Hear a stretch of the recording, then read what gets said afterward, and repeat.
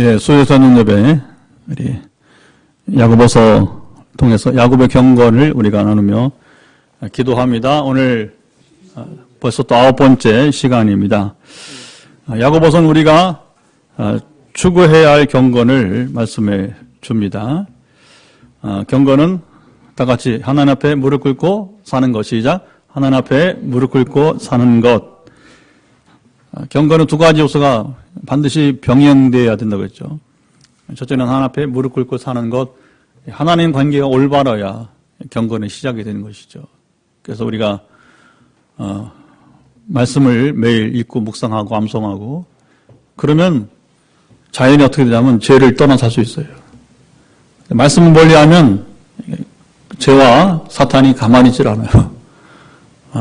금방 우리 쓰러뜨립니다. 그러니까 경건을 우리가 유지하려면 말씀을 항상 읽고 듣고 암송하고 그리고 기도의 시간을 채워서 기도는 몸으로 시간을 우리 채워서 하는 거라고요.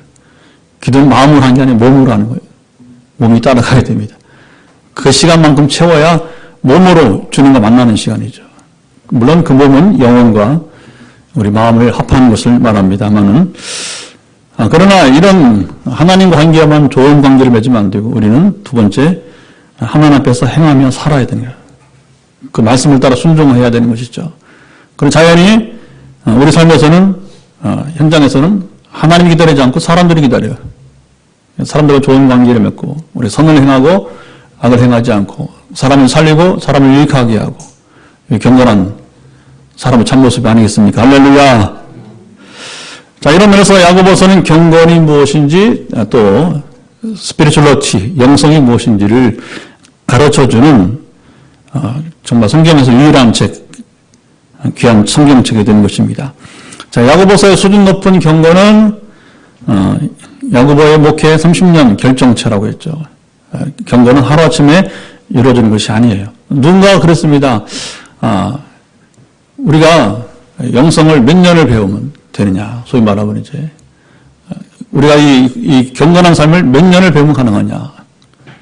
뭐 횟수가 있겠어요. 평생 배우는 건데 25년은 배워야 할 수 있다는 거예요. 하나님 앞에 우리가 무릎 꿇고 나아가는 삶이 말씀으로 순종하면 25년은 순종해보면 그때 하나님을 바로 알 수 있고 참 경건한 삶을 누릴 수 있다고 하는 것이니까 여러분 이제 잘 해보시기 바랍니다. 저도 40여 년 예수 믿으면서 실제로 성령님과 동행하는 삶을 산 것은 2010년이니까 이제 만 10년이에요. 만 10년. 이제 내년 가야 이제 11년 차가 되는데 그래서 열심히 살려가 봅시다. 예, 우리 교도 이제 3주년 전 4주년 차니까 예, 우리가 경건을 배우는 저와 함께하면 경건을 배우게 돼요.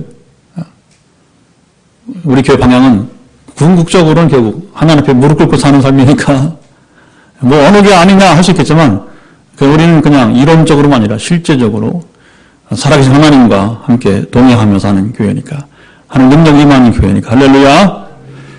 자, 하나님께서 야고보를 통해서 전하는 첫 번째 경건은 시험을 당할 때 기도하는 것입니다. 시험을 당하여 기도하면 하나님께서 피할 수 있는 지혜를 주십니다. 그리고 지혜를 구하면 하나님께서 후히 주시고 꾸짖지 않으신다. 하나님 인격이, 하나님은 최고 인격적 소유자니까 우리가 구할 때 꾸짖지 않으시고 또 후히 주신다. 경건한 사람은 자기 혼자서 문제를 해결하지 않는다는 것이죠. 인위적으로 또 대처하지도 않아요. 야고보처럼 기도로 문제를 해결하게 되는 것입니다. 자, 우리도 야고보처럼 기도하여 이제 시험을 잘 이기고 승리합시다. 이게 경건이에요. 경건은 어려운 것이 아니고 우리 삶에서 멀리 있는 이야기도 아니에요. 자, 야고보가 저는 두 번째부터 다섯 번째 경건까지는 우리 삶 가운데 일어나는 일들을 말씀해요. 경건한 자는 자기를 자랑하지 않습니다. 형제와 나를 동등한 존재로 여러분 대할 줄 아는 거예요. 그런데 우리가 겸손하지 못하고 교만하다. 당신 경건한 사람 아니야. 경건 말할 자격도 없는 거예요. 어쨌든 우리는 겸손해야 됩니다. 형제를 언제나 항상 나 동등한 존재로 여러분 여길 수 있어서 될 것입니다. 그 무엇으로 우리가 판단하고 할 것이 아니라 주님 안에서 우리는 다 한 형제, 한 자매입니다. 근데 이걸 이제 잘못 우리가 한다면 경건이 사라지는 그때부터. 하나님의 은혜와 은사를 주실 때에 경건한 자는 자기만 누리지 않고 교회와 이웃과 더불어 나눌 줄 여러분 압니다. 경건한 자는 자기만 소유하지 않아요. 나눌 줄 모르는 사람은 이미 경건을 상실한 거예요. 경건의 모양은 있지만 능력이 상실된 겁니다. 나누지 않을 때부터 그렇게 되는 거예요. 경건한 사람은 하나님 말씀을 듣기만 하지 않고 그리고 하나님 말씀을 행하는 자예요. 경건한 사람은 사람을 애모로 취하지 않습니다. 경건한 사람은 최고의 법, 왕의 법을 지켜 이웃을 사랑한다는 거죠. 그렇게 어떤 간에 경건한 사람은 남에게 피해를 끼치지 않고 선을 행하면서 여러분 이제 우리가 사랑을 실천하는 자, 이게 경건한 사람이라고 하는 거예요. 다 갖춰온 것처럼 보이는데 남에게 해를 끼치고 부담감 주고 여러분 이제 해롭게 하고 그 사람은 경건은 경자도 쓸 수 없는 사람이 되는 것이죠. 자, 여섯 번째 경건은 믿음과 행함의 관계인데 경건한 사람은 온전한 신앙관을 갖습니다. 그럼 온전한 신앙관이 뭐예요? 믿음과 행함의 관계를 잘 이해할 때에 온전한 신앙관이 시작이 되는 것입니다. 믿음과 행함은 갈등 관계에 있는 개념이 아니라고 했어요. 믿음과 행함은 라이벌 관계도 아니고요. 믿음과 행함은 더욱더 원수 관계가 아닙니다. 믿음과 행함은 분리될 수 없습니다. 이 두 가지가 함께 있어야 양자가 여러분 온전할 수 있습니다. 하나만 가지면 불충분한 거예요. 믿음이 있노라 행함이 없으면 안 되는 거예요. 행함이 있노라 믿음 없으면 안 되는 것이고. 그래서 22절에 믿음이 그의 행함과 함께라고 행함으로 믿음이 온전케 되었느니라. 행함으로 시작. 행함으로 믿음이 온전케 되었느니라. 믿음으로 출발하고 행함이 따라서 그것이 온전케 되는 것이죠. 이게 바로 경건한 사람의 모습이고요. 자, 일곱 번째, 여덟 번째 경건은 그리스도인의 언어 생활에 대한 말씀입니다. 자, 언어 생활에 대해서는 1장 9절에 3장에 이어서 그리고 4장에서도 말씀합니다. 그러니까 언어 생활에 대한 문제는 야고보서에서 제일 많이 언급되는 말씀이에요. 또 한 가지 뭐라고 했죠? 언어 생활과 더불어서 시험, 사탄이 주는 유혹, 두 가지가 큰 문제라고 하는 거죠. 자, 그만큼 그리스도인을 하면서 언어 생활에 차지하는 비중이 크기 때문이에요. 야고보는 말에 실수가 없으면 온전한 사람이라고 이렇게 전합니다. 3장 2절. 문제는 사람이 지난 시간에 나눴죠. 다른 짐승이나 그리고 물고기 그리고 곤충들까지 길들일 줄 알면서 자, 진작 길들여야 할 자기 혀는 길들이지 못한다는 거죠. 그리고 경건한 그리스도인들은 성령에 충만하여 말을 잘합니다. 우리 혀를 길들일 수 있다는 거예요. 어떻게 하면 길들인다고 해서요? 하나님을 찬송하며 형제자매를 축복함으로. 그러니까 우리 입술은 찬양을 많이 하면 돼요. 축복을 많이 하면 돼요. 근데 이게 찬양하는 입술이 아니라 저주하는 입술이 되어버리고 또 우리가 축복하는 게 아니라 또 다른 방향으로 한다면 거기서부터 이제 말의 실수가 따르게 되겠죠. 자, 오늘 야고보가 전하는 야고보서 전하는 9번째 경건은 참 지혜를 얻는 것입니다. 뭐라고요? 참 지혜를 얻는 것. 자, 경건과 지혜는 항상 밀접한 관계가 있습니다. 두 가지 모두 땅에서 나지 않고 어디부터 난다고요? 하늘로부터, 저 위로부터 나는 것이 바로 경건이고 또 지혜이기 때문입니다. 경건한 자는 참 지혜를 소유합니다. 자, 오늘 저녁 예배에 나오신 여러분들은 특별한 특권을 받으셨어요. 예찬아, 오늘 특별한 특권을 받았는데 이 시간 여러분들이 참 지혜를 소유한 경건한 자들이 되는 기회를 자, 지금부터 여러분들이 맞이했기 때문입니다. 할렐루야. 자, 사람들은 옛날부터 오래전부터 지혜를 탐구했습니다. 또 지혜를 사랑해왔습니다. 철학을 영어로 필로소피라고 하는데 이것은 헬라어 필리아와 소피아 두 단어가 결합된 거예요. 합성어죠. 철학은 결국에 무엇입니까? 소피아, 지혜를 필리아, 사랑하는 학문이란 말이에요. 사람들은 지혜를 사랑해서 그 지혜를 얻고자 철학 연구에 이제 힘써왔던 곳이죠. 자, 그리스 헬라인들은 일찍부터 지혜를 얻기 위해서 지식인들을 초청하여서 그들이 배우기를 원했습니다. 자, 이런 배경에서 헬라에서는 학원이 오래전부터 유행해왔어요. 아마 세계적으로 학원이 제일 많은 나라는 어디예요? 우리 대한민국, 그죠? 하여튼 뭐 교회 수만큼 학원이 더 많을까요? 하여튼 학원도 만만치 않습니다. 교회 수만큼, 우리가 이 빌딩 보면 이제 교회도 많지만 정말 우리 대한민국 학원이 어디 가든지 작은 도시, 큰 도시, 시골에도 요즘은 다 학원이 있잖아요. 어디 가든지 학원이 다 있습니다. 당시 공부를 했다는 사람마다 학원, 그걸 아카데미라고 아카데미를 개설하고 지하들을 불러 모았습니다. 그 능력대로, 정말 실력대로 학생들이 오게 되는 거예요. 그리고 이제 비싼 값을 받고 제자들을 가르쳤어요. 자, 성 어거스틴도 예수님을 만나기 전에는 그랬습니다. 그도 이렇게 가르치는 사람이었어요. 학원을 열어서. 자, 히브리인들도 헬라인들만큼 지혜를 사랑했습니다. 그들도 헬라인 이상으로 지혜 있는 자들을 존경했어요.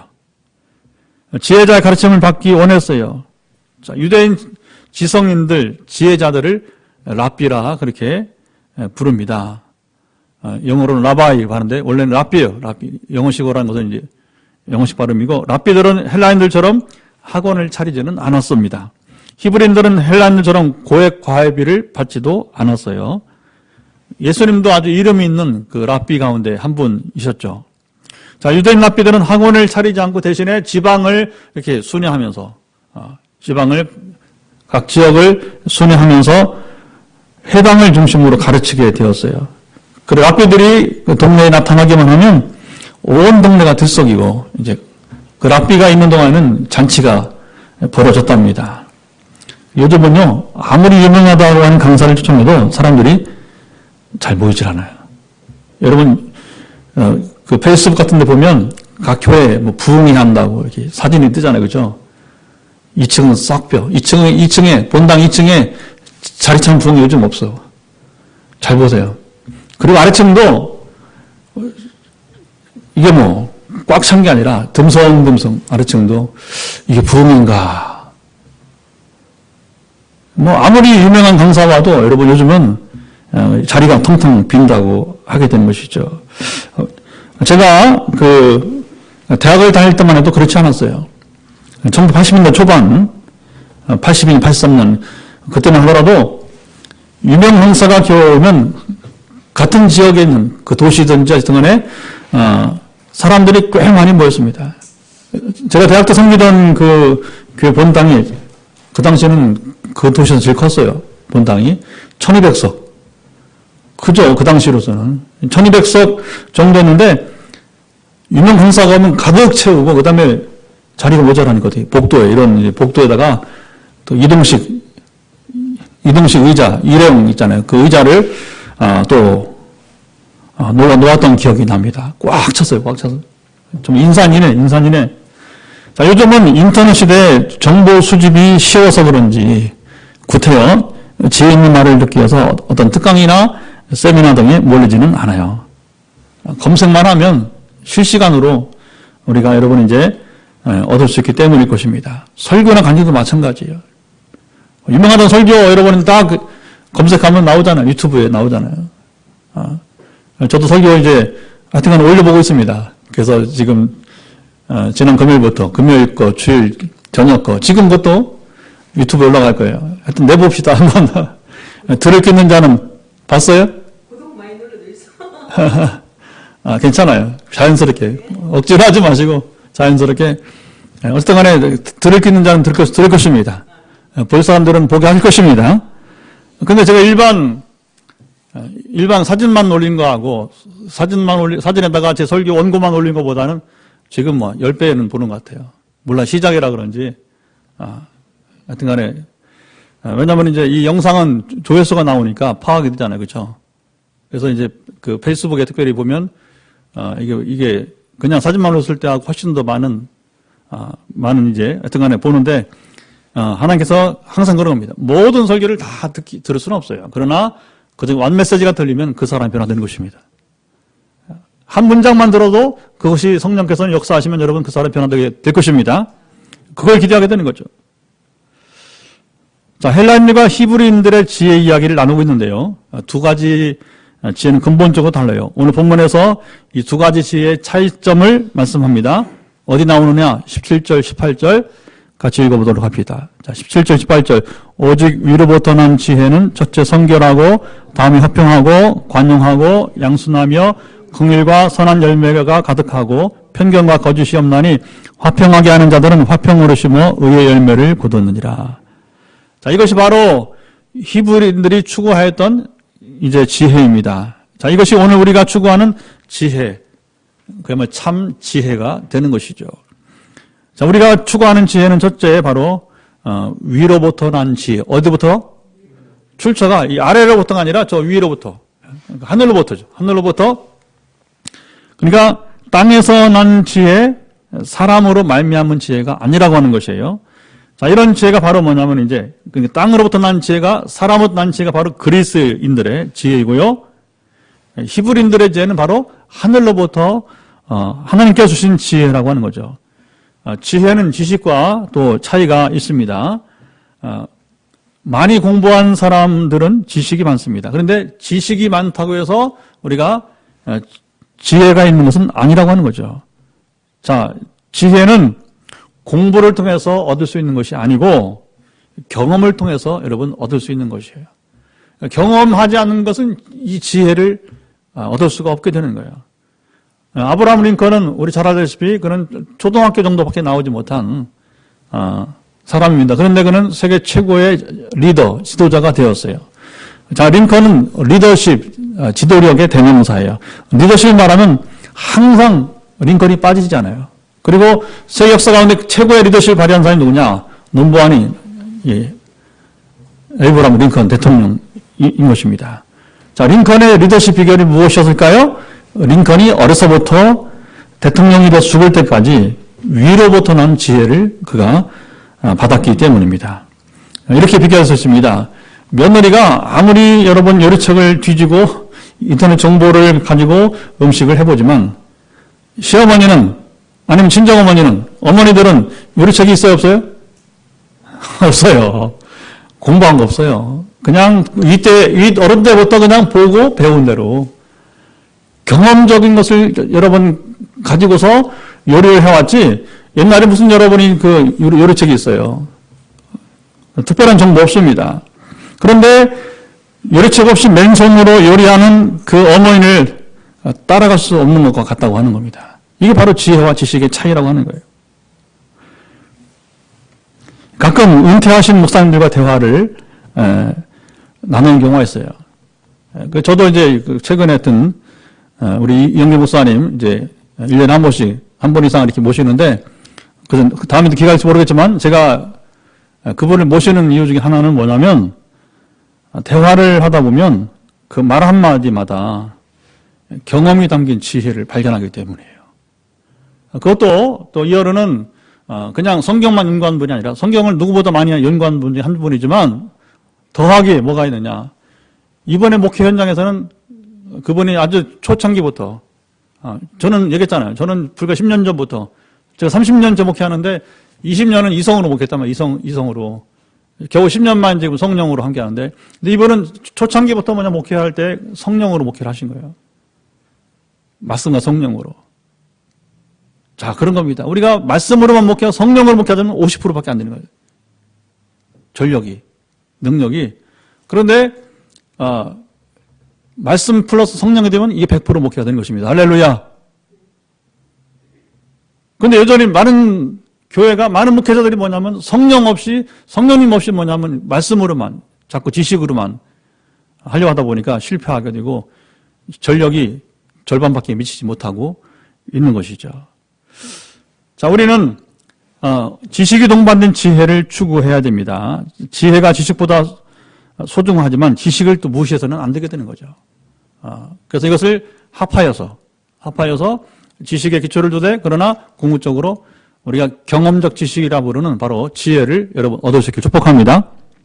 하늘로부터 난 지혜는 아름다운 열매를 맺습니다. 자, 어떤 열매를 맺는지 보도록 하죠. 17절, 18절을 보도록 하겠습니다. 시작. 성결, 화평, 관용, 양순, 긍휼, 선한 열매, 의의 열매. 자, 여기에 이런 게 열매를 맺는 거예요.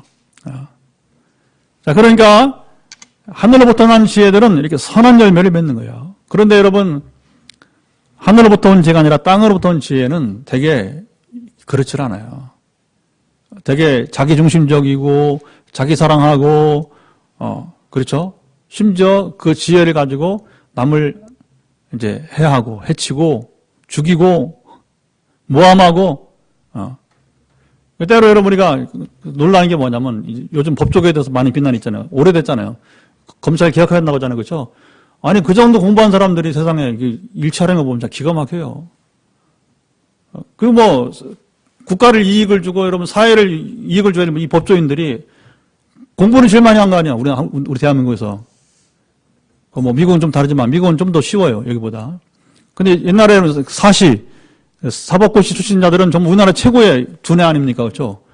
근데 그런 두뇌 가진 사람들이 결정하고 행하는 걸 뭐 판사들이 여러분 이제 뭐 이렇게 재판하고 검사들 논거하는 거 보면 정말 기가 막힐 때 많단 말입니다. 변호사들 거의 거기 뭐가 이렇게 있냐면 돈이에요. 이렇게 돈이. 사익을 가지고서 판단하지? 그러니까 이거 뭐 부패된 검찰이니까 빨리 개혁하자 하는 게 지금 우리가 소리가 안 내는 것인데. 그러니까 여러분 세상 지혜는 이렇게 성결하지 않아요. 화평하지도 않습니다. 관용 없어요. 양순, 긍휼, 선한 열매, 의의 열매 없습니다. 그런데 반대로 뭐냐? 하늘로부터 난 지혜는 우리가 그리스도의 지혜를 말할 때는 이것이 반드시 빠지지 말고 축복합니다. 왜 그리스도인들이 경건에 실패하느냐? 이게 없기 때문에 이게. 열매가 없기 때문에. 선한 열매가 없기 때문에. 자, 그리고 13절을 또 읽읍시다. 13절 시작. 너희 중에 지혜와 총명이 있는 자가 누구냐? 그는 선행으로 말미암아 지혜의 온유함으로 그 행함을 보일지라. 참 지혜와 총명이 있는 자는 선행과 지혜의 온유함을 나타냅니다. 자, 이에 반해 하늘로부터 나지 않는 지혜는 어떻습니까? 또 성경을 읽어봅시다. 14, 15, 16절 세 절 말씀을 같이 한번 또 읽어보도록 합시다. 자, 성경을 펴시고 같이 읽읍시다. 그러나 너희 마음속에 독한 시기와 다툼이 있으면 자랑하지 말라. 진리를 거슬러 거짓말하지 말라. 이러한 죄는 위로부터 내려온 것이 아니요 땅 위의 것이요 종의 것이요 귀신의 것이니 시기와 다툼이 있는 곳에는 혼란과 모든 악한 일이 있음이라. 자, 하늘로부터 나지 않는 지혜는 어디 것? 땅의 것, 그 다음에 정욕의 것, 또 그 다음에 뭐예요? 귀신의 것이라고 합니다. 자, 그러니까 선한 열매가 없어요. 귀신은요, 사단은 100% 거짓령이고 100% 그런 악한 일을 합니다. 그리고 오직하면 별명이 뭐예요? 악한 영, 악한 영. 사단, 마귀, 귀신은 100% 뭐냐? 악한 영들이니까 바로 하나도 선한 것을 행하지 않는 것입니다. 그러니까 사람들에게 시기를 불러일으키게 하고 다투게 하고 자랑하게 하고 거짓말하게 하고 그러니까 뭐냐면 막 가정이 혼란하게 되고 또 뭐 교회도 막 이제 혼란하게 되고 사회도 어지럽고 지금 뭐 가치 판단이요 정말 기가 막혀요. 정말 우리 목사님들끼리도 대화가 되지 않을 정도로 가치 판단이 얼마나 흐려 있는지 몰라요. 한 가지 잘한다고 나머지를 다 평가할 수는 없는 거잖아요. 골고루 봐야 됩니다. 골고루. 트럼프가 여러분 보면 예를 들어 그런 거예요. 트럼프가 보수자들이 왜 좋아하느냐면 전에는 크리스마스 맞아 우리가 인사 어떻게 하죠? 메리 크리스마스 하잖아요. 그런데 오바마 때 못하게 만들었어요. 특정 종교적 용어라고 공개적으로는 못하게 만든 거예요. 그럼 뭐라고 하냐면 메리 크리스마스 못하고 뭐냐면 해피 할로데이 그런 거예요. 근데 사람들 왜 좋아하느냐? 트럼프가 당선되면서 좀 무식하긴 한데 어쨌든 간에 뭐냐면 메리 크리스마스 그래도 이제 신앙적인 용어를 회복시켰다는 거죠. 그러면 트럼프가 이 한 가지만 남은 다 잘한 거예요? 천만에. 해악이 얼마나 많은지 모르는 거예요. 우리 어느 정치인이 동성애 반대한다고 해서 또 그분을 또 지원하는 사람들이 있어요. 물론 그건 개인적 차원이기 때문에 제가 판단하는 그러나 그 한 가지라는 나머지 잘하느냐? 그 사람이 어떻게 살아왔고 인격이 어떻고 지금 그 하는 말들을 보세요. 우리 정말 조심해야 됩니다. 정말 조심해야 되는 거예요. 그러니까 우리가 지금 사용하고 있는 지혜가 하늘로부터 온 것인가 땅으로부터 온 것인가 참 조심해야 될 것입니다. 물론 모든 사람이 모든 지혜를 하늘로부터만 올 수는 없을 거예요. 여전히 우리가 성령 충만을 말할 때도 우리가 그것은 비율의 문제다 말해요. 비율의 문제. 우리가 100%를 충만하면 얼마나 좋겠어. 그러나 100% 어려운 거예요. 그러니까 그 비율이 얼마나 많으냐 말하듯이 어떤 한 사람의 삶에도 마찬가지. 그 지혜가 하늘로부터 온 지혜냐 땅으로부터 온 지혜냐 했을 때에 그 비율이 문제는 있을 것입니다. 그걸 가지고 우리가 평가를 하고 판단의 근거를 가져야 된다고 하는 것입니다. 자, 이런 열매를 보면 우리가 그 지혜의 출처가 드러나기 마련입니다. 열매를 보면 영적 분별도 어렵지 않게 할 수 있어요. 뭐 영분별하면 뭐 대단히 뭐 어떤 은사를 가진 사람이나 하는 것이 아니고요. 열매를 보면 알아요. 언행을 들어보면 알아요. 언행을 들어보면 예. 다른 일도 마찬가지입니다. 모든 일에서 열매를 보면 쉽게 분별할 수가 있어요. 경건한 그리스도인들이 추구해야 할 지혜가 바로 여기에 있습니다. 우리는 양육과 훈련을 통해서 지식과 더불어 지혜를 습득해야 될 것입니다. 이렇게 사는 인생이 여러분 행복합니다. 그럼 우리가 그 지혜를 어떻게 얻을 수 있느냐? 하늘로부터 오는 지혜를 성경이 말씀하고 있어요. 성경이 말씀하고 있어요. 그래서 우리는 모든 상담에 있어서 여러분 치유기도 그리고 어떤 인생의 질문 문제에서 또 역경을 극복하는 데서 항상 여러분 상담의 제일 출발이 뭐냐면 여러분 저녁 기도 나오면 아실 거예요. 되게 첫 기도할 때 뭘 말하냐면 당신이 질병을 낫기를 원하지만 그러나 시작은 질병을 보지 말고 당신이 지금 하나님 앞에 서 있는가를 보라고. 그리고 말씀 앞에 서 있는가. 그러니까 우리는 성경을 부지런히 읽으시기 바랍니다. 성경 부지런히 읽읍시다. 여러분 설교 듣는 것 갖고는 터무니없이 부족해요.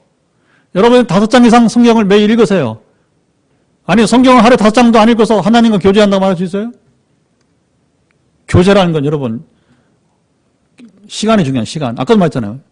기도가 몸으로 시간을 채우는 것이다. 그럼 하나님 존재 앞에서 뭐냐면 침묵 가운데서 아니면 여러분들이 애통하는 마음으로 부르짖든지 관계없이 그 교통하는 시간이 여러분 중요한 거예요. 그러면 그 사람은 교제의 관계가 깊이가 달라지게 되는 거죠. 근데 우리는 기도만이나 말씀도 마찬가지. 성경을 하루에 얼마나 읽느냐. 하나님 어떻게 하는가 성경을 알아요. 한 번 읽어서 못 알아요. 아까 말했지만 성경을 깨닫는 것은 한 번 읽어서 안 되는 거예요. 수백 번 읽어도 안 돼요. 근데 놀란 것만 성경을 읽을수록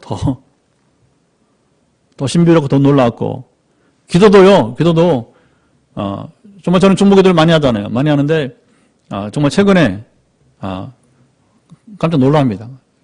지금 뭐 이렇게 기도할수록 하나님은 정말 신비하고 놀라워요. 언어 표현도 놀랍고요. 그 사람 상대방을 여러분이 기도한 사람을 격려하고 위로할 때도 참 멋있게 하나님 하시는 거예요. 그게 제 언어로 표현될 수 없는 것입니다. 근데 하나님이 기도 중에 깨닫게 하시니까 말씀하시니까 전하게 되는 것이고. 그러니까 여러분 하나님 말씀은 무궁무진한 것이고 하나님과 교제 기도는 여러분 무궁무진한 것입니다. 그래서 우리가 양육을 통해서 지식과 더불어 지혜를 습득해야 되는데 그 중심이 뭐냐? 성경이 중심이 돼야 돼요. 성경이. 읽고 또 읽고 또 읽고 또 읽고. 근데 그것을 지식으로만 아니라 읽으면서 제가 성경 얘기할 때마다 강조하는 게 있잖아요. 하나는 성경을 읽으면 콩나물 시루에 물만 보면 자라듯이 읽기만 하면 우리 신앙이 자랍니다. 왜 신앙이 안 자라는가? 성경을 알기 때문에. 그리고 성경을 읽으면 세제와 같이 우리의 죄를 여러분 이제 정화시켜줘요. 희한합니다. 성경을 읽으면 정말 약을 먹으면 우리 몸속에 여러분 구충제 먹으면 우리 몸속에 있는 그 구충제 그렇잖아요. 그렇죠? 정화하잖아요. 그렇죠? 싹 빠져버린단 말입니다. 볼일 보면. 그게 뭐냐? 성경을 읽는 것은 마치 약을 먹는 것 같은 거예요. 실제로 그래요. 실제로. 그러면요. 우리 병든 것이 여러분 생각이 사라지고 자 보세요. 잘못된 생각이 사라지고 잘못된 마음가짐이 사라지고 아까도 비교해봤잖아요. 우리가 하늘로부터 온 지혜와 땅으로부터 온 지혜가 차이가 있다잖아요. 그러니까 우리가 그것을 읽기만 하면 뭐냐 하늘로부터 온 지혜가 쏙쏙 들어오는 거예요. 할렐루야. 하나님 실체를 더 알아가는 것이고 우리 너무 여러분 어떤 진리를 먼데 찾으려고 하지 마세요. 경건도 멀리가 아니라 삶의 이야기를 삶의 이야기. 여러분 이제 우리가 신앙은 멀리가 아니라 성경 속에서 모든 게 다 일어나는 거예요. 하나님 말씀을 통해서 우리에게 말씀하십니다. 그리고 이것을 알수록 뭐냐? 경험이 늘어, 경험이. 자, 이렇게 사는 인생이 행복한 거예요. 말씀을 따라서 순종해보고 살다 보니 하늘보던 지혜를 얻음으로 살 때의 그 행복의 비결을 알 수가 있는 거예요. 그리고, 아까 제가 기도 사역을 했지만, 이 말씀을 가지고 기도 사역을 하니까 정말 더 행복한 거예요. 정말 더 행복한 겁니다. 그동안 우리가 이제 그 메릴랜드에 우리 집사님 부부 전화로 이제 행복 모임부터 제자만 하고 있다고 했잖아요. 오늘 아내 되는 집사님이 애를 데리고 왔어요. 여기서 목양실에서 친정 엄마랑 같이. 같이 이제 이렇게 나눔 가운데서 참 이게 뭐 맺을 수 없는 관계인데 전화로 하다가 또 신문을 보니까 거기도 요 자리가 내가 바로 기타 치고 찬양을 시작하면서 당신과 함께 이렇게 우리가 교제했던 자리다 하면서 이제 우리가 만나면 뭐예요? 말씀과 기도밖에 없는 거예요. 그런데 신비하게 그 남편의 여러분이 이제 두통이 사라지고 지금 하나님 새로운 길을 주시고자 지금 준비하고 계시고 그게 뭐냐면 주님 안에서 말씀과 기도로 나아가니까 저는 딴 가지 없어요. 그 부부가 오직 말씀과 기도로 나올 수 있는 길, 여러분 뭐냐면 이제 바탕을 열어주는 거예요. 길을 열어주는 거예요. 근데 마음밭이 와서 겸손하여서 배움 많고 배운 사람이 연구원인데도 얼마나 마음밭이 순수한지 여러분 그대로 수용하니까 뭐냐면 자기가 진짜 행복을 경험하게 된 것입니다. 질병이 낫고 마음의 힘이 가벼워지고 오늘도 뭐 통화하는데 전에는 그냥 자기 그 연구소에 보스 위에 있잖아. 위에 보스 위에 책임자 얼마나 꼴보기 싫은지 요즘 많이 좋아졌대요. 자기가 힘들어도 그것 때문에 뭐 이렇게 스트레스 받는 게 전에는 그게 고스란히 스트레스가 오니까 뭐예요? 그 두통으로 만성이 돼버리고 회복되지 않는 삶. 근데 지금은 이제 단지 제가 말씀과 기도로만 해서 순종하니까 똑같은 상황은 그리 변함이 없어. 그러나 뭐냐면 이제 그 보스를 볼 때마다 여러분 무서운 변화 생깁니다. 그를 불쌍히 여기는 마음이 생기는 거예요. 여러분 누가 이긴 자십니까? 누가 갈등한 게 있습니까? 여러분이 그 사람을 긍휼히 여겨보세요. 여러분 승자가 되는 것입니다. 근데 이기려고 하니까 내가 진누르려고 하니까 안 되잖아요. 갈등만 심화되는 거예요. 여러분 지는 게 이기는 겁니다. 져주는 게 이기는 것입니다. 어떻게 져주느냐? 그게 하나님 아버지 마음이요. 하나님의 마음입니다. 어떻게 그 마음이 왔느냐? 성경 읽으세요. 기도하세요. 그러면 성령 충만한 거예요. 성령이 나를 여러분 지배하십니다. 통치하십니다. 그러니까 성령의 말씀하심 따라서 용서하라고 하는 거예요. 용서가 되는 거예요. 더 이상 꼴보기 시키지 않고 이제 뭐냐면 불쌍히 여겨지는 거예요. 왜 저렇게 살지? 왜 이렇게 남에게 해를 지지? 그를 불쌍히 여겨지는 거예요. 누가 행복해? 내가 행복해지는 거예요. 할렐루야! 우리는 참 지혜를 소유하여 성결과 화평과 관용과 양순, 긍휼과 선한 열매 그리고 의의 열매를 맺는 삶을 살아갑시다. 우리 말씀을 나누고 이어서 기도할 때 이런 지혜를 구하고 받읍시다. 우리 삶 속에서 놀라운 열매를 맺어가는 저와 여러분이 다 될 수 있기를 주님 말씀으로 간절히 축원합니다. 자, 이제 말씀을 따라 우리가 같이 이제 기도하기 원하는데 우리가 경건